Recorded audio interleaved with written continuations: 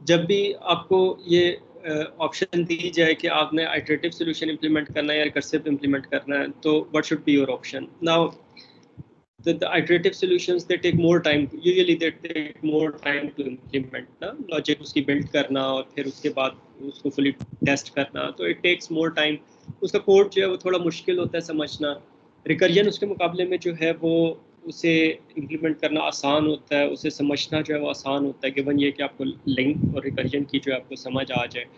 तो अब it's a balance. अगर आप परफॉर्मेंस के हिसाब से बात करेंगे ना, तो iterative solutions are always better. तो जहाँ पे आपके पास एफिशिएंसी जो है वो आपके पास उसका इशू है, तो just go for the iterative solution. बेशक it takes more lines of code, more efforts, just go for the iterative solution, ठीक है।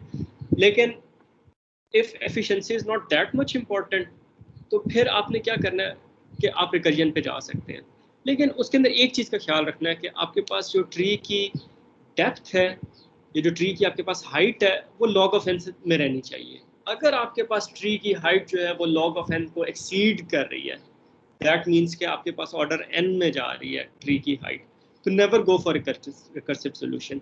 उसकी वजह क्या है कि जब आपके पास व्हेन यू हैव मिलियंस और billions of values, the no operating system would support that much of recursive calls ना। आपके पास 1 मिलियन वैल्यूज है और आप जो है वो रिकर्सिव कॉल्स किए जा रहे हैं ना, तो आपके पास जो है वो 1 मिलियन रिकर्सिव कॉल्स होंगी। अब कोई भी ऑपरेटिंग सिस्टम जो है वो इतनी कॉल्स को सपोर्ट नहीं करता। इसको हम लोग वेरीफाई किस तरह कर सकते हैं? आप एक फंक्शन लिखें अपने उसके ऊपर कंपाइल, उसका C++ का एक आप कोड लिखें, void f, इसे आप एक वैल्यू पास करते हैं int n, ठीक है, और आप यहाँ पे करते हैं cout n, ठीक है, और रिकर्सिव कॉल करते हैं आप n+1 के लिए, ठीक है। तो ये आपके पास इनफाइनाइट रिकर्जन है। आपका ऑपरेटिंग सिस्टम इस प्रोग्राम को डेफिनेटली क्रैश करेगा। और इससे आपको, आप इसे मेन के अंदर आप इसको कॉल करें जी f(1), तो आपने f(1) के लिए इसे कॉल किया, 1 डिस्प्ले किया, एक रिकर्सिव कॉल होगी। अब इसी फंक्शन ने अपने आप को कॉल किया 2 के लिए, तो सेकंड कॉल में आपके पास 2 डिस्प्ले हो जाएगा और थर्ड रिकर्सिव कॉल हो जाएगी 3 के लिए, ठीक है।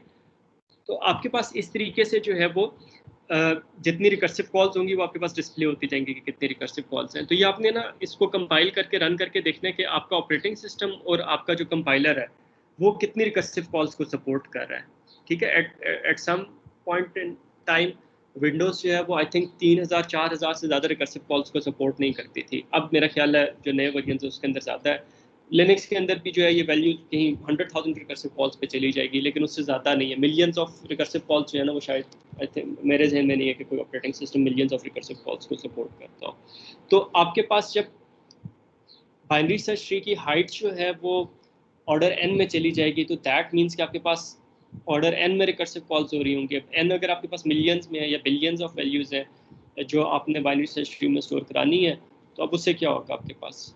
अब आपके पास इतनी recursive calls operating system support ही नहीं करता, आपका प्रोग्राम क्रैश कर जाएगा।